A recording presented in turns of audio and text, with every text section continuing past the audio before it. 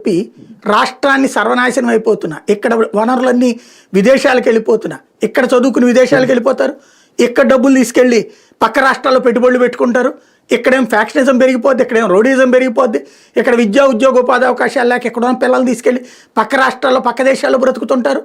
అయినా సరే ఇదంతా గొప్పది అని మూర్ఖంగా నమ్మి ఇదే కరెక్ట్ అని భావించేటటువంటి ఈ దిక్కుమాలిన రాజకీయాన్ని, ఈ ఫ్యాక్షన్ రాజకీయాన్ని, ఈ రౌడీ రాజకీయాన్ని ప్రోత్సహించే కర్మ ఆంధ్రాకే పట్టింది.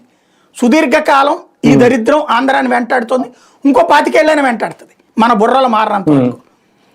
కానీ ఒకటి సార్, ఫోన్ ట్యాపింగ్ వ్యవహారంలో ఏం జరుగుద్ది అనేది ఇంకా ఓకే, అది పక్కన పెడితే దాన్ని లింక్ పెట్టుకొని ఇప్పుడు బీఆర్ఎస్ నో లేదంటే కేసీఆర్ నో ఇందులోకి లాగాలనుకుంటున్నారా? నిజంగా ఏం లేదండి, చేయరు ఊరికినే.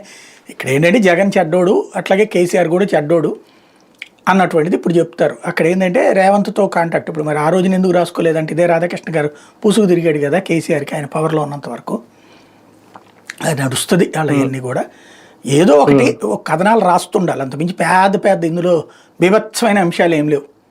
కథలు అల్లుకుంటాం, ఏం జరిగినా కూడా అల్లుకుంటాం, అంతకు మించి ఏం లేదు అక్కడ. అంటే క్విడ్ ప్రోకో జరిగింది అనే ఉదాహరణలు చెప్తున్నారు కదా, దీని వెనక ఏమైనా రాజకీయ కుట్ర ఉందా? తీసుకోండి, టైం వేస్ట్, వాళ్ళ గురించి ఎక్కువ చర్చించడం దండగా, అంత మించి ఏం లేదు. అక్కడ సమస్యల్లో ఏంటంటే